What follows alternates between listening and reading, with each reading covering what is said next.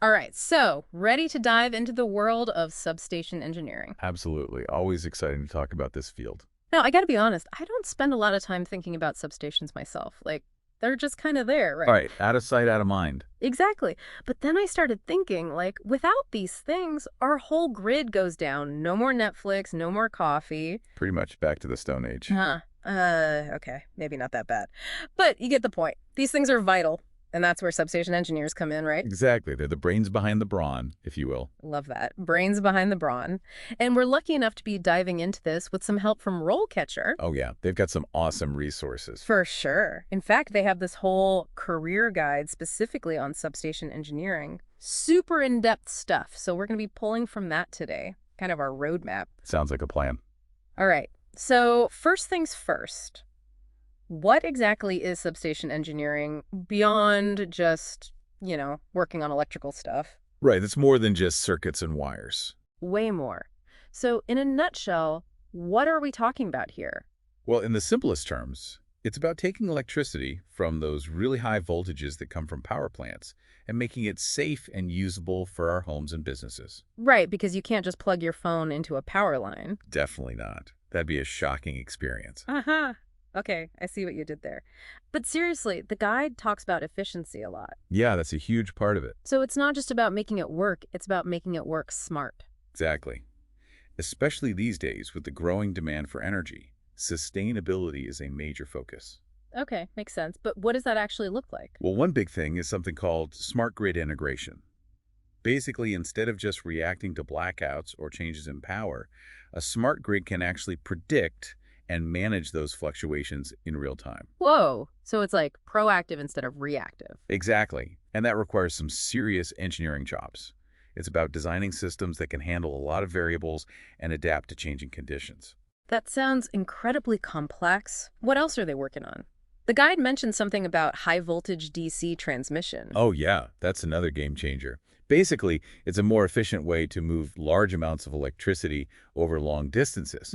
So we're talking about like massive power lines that can carry energy across states or even countries. Wow, okay, so we're talking about shaking the future of energy here. In a big way. That's pretty impressive. But gotta ask, this level of complexity, you need some serious skills, right? Oh, absolutely. This isn't your average electrician gig. Definitely not. So what kind of background do you need to even get started in a field like this?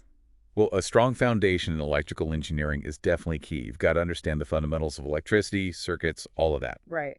But it sounds like it goes beyond just the technical stuff, too. You hit the nail on the head. The guide really emphasizes this idea of being a problem solver. You're not just following instructions. You're coming up with creative solutions to complex challenges. And that's where a resource like RoleCatcher can be so helpful, right? They don't just tell you what the job is. They break down the specific skills you need to actually succeed. Exactly. And those skills might vary depending on the specific role or company. Okay, so it's not just a one-size-fits-all approach. Not at all. And that's why having a resource like RoleCatcher is so valuable. They can help you tailor your approach to the specific opportunities you're interested in. Because, like, saying I'm a great problem solver on your resume, that's kind of generic, right? Totally. Everyone says that. It's about showing, not just telling. Right. And that's where those specific examples come in, I guess. Exactly. You've got to connect the dots for them. Show how your skills directly translate to what they're looking for. Which is where a RoleCatcher comes in handy, it seems. I mean, they analyze job postings, right? Figure out what hiring managers actually want. Yeah, it's like having a secret weapon for your job hunt. Okay, I'm sold. So you've nailed the resume, you've got those skills highlighted, and boom, you land the interview. But now what? Because let's be real, interviews can be terrifying. Oh, for sure. Yeah. Especially in a technical field like this, you've got to know your stuff. Totally. But it's not just what you know, it's how you communicate it, right? 100%. You could be the most brilliant engineer out there, but if you can't articulate your ideas clearly, it won't matter. And this is another area where that RoleCatcher guide really shines, I gotta say. They've got this whole section on acing those interviews, and they even have some really cool tools built in. Oh yeah, they go all out on that. For sure. Yeah. Like they have this thing called, get this, AI-powered interview feedback. Wait, seriously? That's awesome. I know, right? I was blown away. So you can practice your answers, and this AI will analyze like your tone of voice, even your body language. Wow, that's next level. Yeah. It's like having a personal coach in your pocket. Right. It's incredible. And it's not just about like being confident, it's about explaining those complex technical concepts in a way that makes sense. Exactly. Sometimes you need that outside perspective to tell you if you're actually being clear or just rambling. Totally. And the guide itself, it doesn't just throw random interview questions at you. Oh, no, it's way more strategic than that. Right. It breaks down what those questions are actually getting at, like what the hiring manager really wants to know. It's like they're reading between the lines for you. Exactly. So Right. you're not just memorizing answers, you're understanding the whole thought process behind the questions. Which makes you way more prepared and confident going in. Okay, I'm convinced. But let's say you crush the interview, get the job offer, congratulations. Now what? Like, what does a typical career path even look like for a substation engineer? Right, because it's not like you just stay in the same role forever. Exactly. So, is there room for growth? What are the possibilities? Oh, absolutely. And that's one of the cool things about this field. There's a lot of potential for upward mobility. Okay, so you're not just stuck in like entry level forever. Nope. As you gain experience, you can move into more senior roles, take on more responsibility, maybe even lead a team. So you could end up being like the lead engineer on a huge project. Exactly. Or even move into a management position if that's something you're interested in. The possibilities are pretty diverse. That's awesome.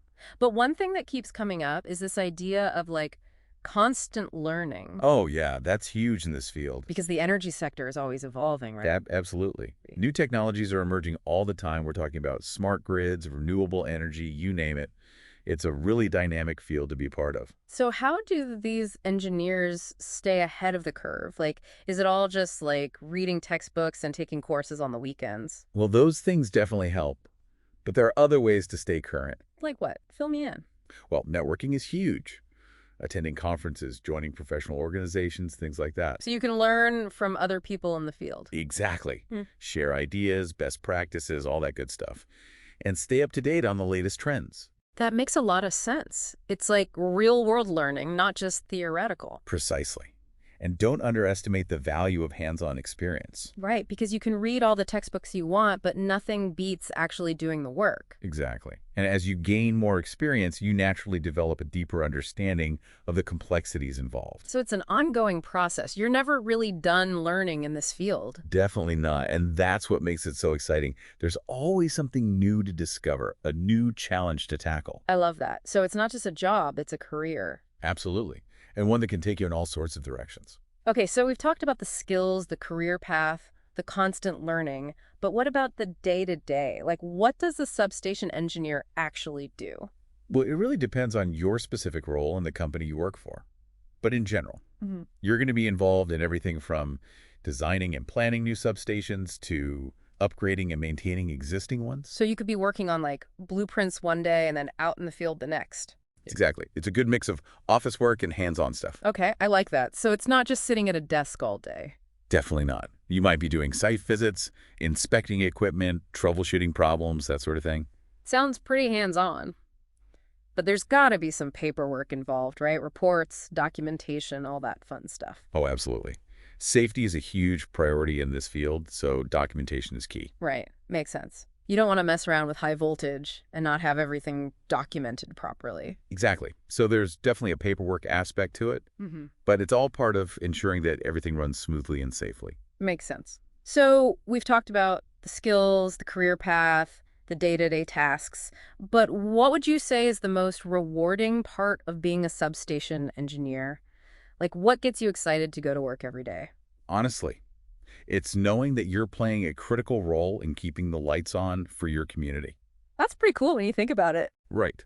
Like when you flip on a light switch, you don't always think about all the work that goes into making that happen. But these engineers, they're the ones behind the scenes making sure everything runs smoothly. And with the growing focus on renewable energy, it seems like this field is only going to become more important in the years to come. Absolutely. As we transition to a more sustainable energy future, substation engineers will be on the front lines, integrating things like solar and wind power into the grid. That's pretty exciting. So for anyone listening who's thinking, this sounds like the perfect career for me, what would be your advice to them? Like, what's the one thing they should take away from this deep dive? I'd say if you're passionate about electrical engineering and you're up for a challenge, don't be afraid to go for it. It's a demanding field, but it's also incredibly rewarding, both personally and professionally. I love that. And if you're looking for a resource to help you navigate this career path, RoleCatcher is definitely worth checking out. Their career guide is packed with insights, and their platform has some really cool tools like that AI-powered interview feedback we talked about. For sure. They can really give you a leg up in your job search and beyond. Totally agree. Well, on that note, I think we've covered just about everything there is to know about substation engineering. We've gone from the power plant to your living room. Huh. That's a wrap on this deep dive, everyone. If you're intrigued by the world of high voltage and the challenge of powering our future, this might just be the career path for you. Until next time, keep those circuits buzzing.